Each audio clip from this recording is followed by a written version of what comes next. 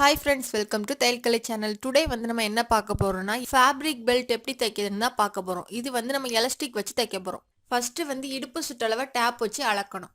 நான் வந்து இடுப்பு சுற்றளவு 29 இன்ச் எடுத்துருக்கேன். இந்த 29 இன்ச் நீளத்துல வந்து எலாஸ்டிக் எடுக்கணும். அகலம் வந்து 3 சென்டிமீட்டர்ல எடுக்கணும். எலாஸ்டிக் அகலம் வந்து வெறும் 3 சென்டிமீட்டர் தான் எடுக்கணும் அப்படின்லாம் இல்ல. உங்க விருப்பத்துக்கு நீங்க எலாஸ்டிக் அகலத்தை வந்து பெருசாவே எடுத்துக்கலாம். இனி வந்து பெல்ட் தைக்கக்கூடிய துணியை எடுக்கலாம். இந்த துணிக்கு உயரம் வந்து 58 இன்ச். இந்த 58 இன்ச் எப்படி வந்துச்சுன்னா நமக்கு வந்து இடுப்பு சுற்றளவு 29 இன்ச் பிளஸ் 29 இன்ச் போட்டு நம்ம வந்து எக்ஸ்ட்ரா துணி எடுத்திருக்கோம்.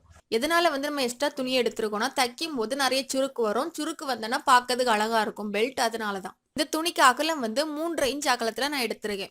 இந்த துணியை வந்து ரெண்டா மடிக்கணும். இனி வந்து நம்ம எலாஸ்டிக் அளவை இதுல வந்து மார்க் பண்ணணும். நம்மளுக்கு எலாஸ்டிக் எந்த அளவு இருக்கோ கரெக்டா எலாஸ்டிக்கை வந்து மடிப்பு பக்கம் வச்சு லைன் போடணும். இது எதுக்குன்னா நம்மளுக்கு வந்து கரெக்டா எலாஸ்டிக் அளவுக்கு மட்டும்தான் தையல் இருக்கணும். அப்பதான் எலாஸ்டிக் உள்ள இருக்கக்கூடிய அளவுக்கு கரெக்டா இருக்கும். இல்லாட்டா எக்ஸ்ட்ரா துணி இருக்கும். அதனாலதான் வந்து நம்ம எலாஸ்டிக் அளவை குறிச்சு நம்ம வந்து தைக்க போறோம். இப்ப வந்து நம்ம குறிச்சு முடிச்சாச்சு. நம்ம இப்ப குறிச்ச அந்த லைன்லயே நம்ம வந்து தையல் தைக்கணும்.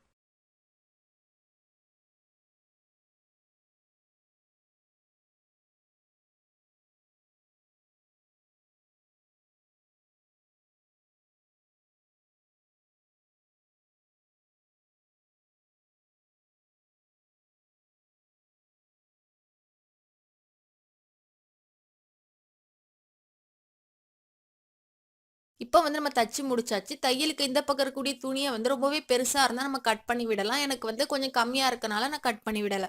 இனி இந்த துணியை வந்து நம்ம ஒரு பின்னை யூஸ் பண்ணி நிமுக்கணும்.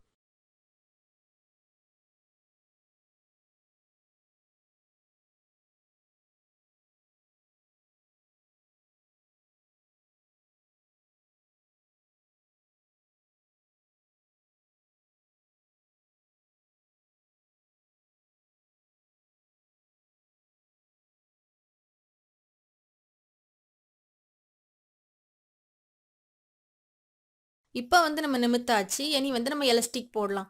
எலாஸ்டிக்கை ஒரு பக்கம் மட்டும் ரெண்டா மடிச்சு பின் பண்ணி இனி வந்து எலாஸ்டிக்கை வந்து இந்த துணிக்கு இந்த பக்கம் இருந்து அந்த பக்கம் எடுக்கணும். எடுக்கும்போது துணிக்கு தையல் வந்து சைடில் இருக்க மாதிரி நம்ம வந்து துணியை வந்து கரெக்டாக இழுத்து விட்டு எலாஸ்டிக்கை வெளியே எடுக்கணும்.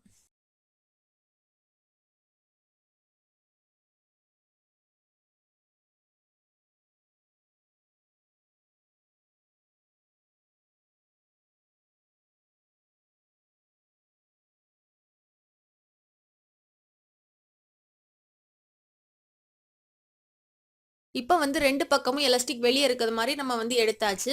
இப்போ பின் பண்ண சைடை வந்து நம்ம விட்டுடலாம். பின் பண்ணாத சைடை ஃபர்ஸ்ட் வந்து நம்ம ஸ்டிச் பண்ணி முடிச்சிடலாம். ஏன்னா பின் பண்ண சைட்ல திரும்பியும் வந்து உள்ள போயிட்டுனா நம்மளால வெளியே எடுக்க முடியும். பின் பண்ணாத சைட்ல எடுக்கிறது கஷ்டம். அதனால இதை வந்து நம்ம ஃபர்ஸ்ட் தைக்கலாம். எலாஸ்டிக் வந்து கொஞ்சம் உள்ள போது மாதிரி துணியை வந்து கொஞ்சம் மேலே இழுக்கணும். மேல் பக்கத்துல இருக்கக்கூடிய துணியை வந்து ஒரே ஒரு மடிப்பு மட்டும் உள் பக்கம் மடிக்கணும்.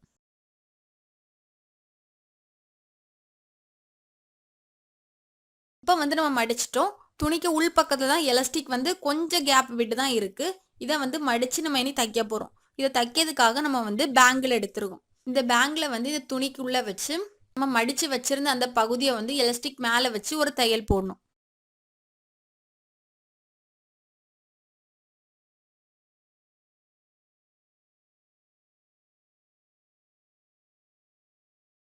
இப்போ வந்து நம்ம தச்சு முடிச்சாச்சு. இனி அடுத்த பக்கத்துல இருக்கக்கூடிய துணியையும் இதே மாதிரி தான் நம்ம ஸ்டிச் பண்ண போறோம். ஃபர்ஸ்ட் வந்து நம்ம பின்ன ரிமூவ் பண்ணிடலாம். எலாஸ்டிக்கை வந்து கொஞ்சம் உள்ள வந்து தள்ளி வைக்கணும். மேல் பக்க துணியை வந்து ஒரே ஒரு மடிப்பு மட்டும் மடிக்கணும்.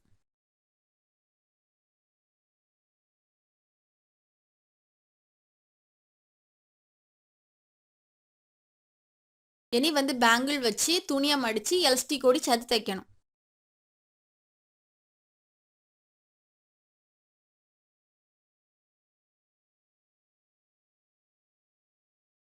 இந்த பெல்ட்டை வந்து நம்ம ஸ்டிச் பண்ணி முடிச்சிட்டோம். நம்ம இப்போ ஏதாச்சும் கவுன் ஏதாச்சும் போடுவோம்னா நம்ம இடுப்பு பக்கத்தில் எந்த டிசைனும் இல்லை அப்படின்னா இப்படி ஒரு பெல்ட்டை வந்து ஸ்டிச் பண்ணி போட்டால் பார்க்கறதுக்கு ரொம்பவே அழகா இருக்கும். இந்த வீடியோ உங்களுக்கு பிடிச்சிருந்தா லைக் பண்ணுங்க, ஷேர் பண்ணுங்க, மறக்காம சப்ஸ்கிரைப் பண்ணுங்க.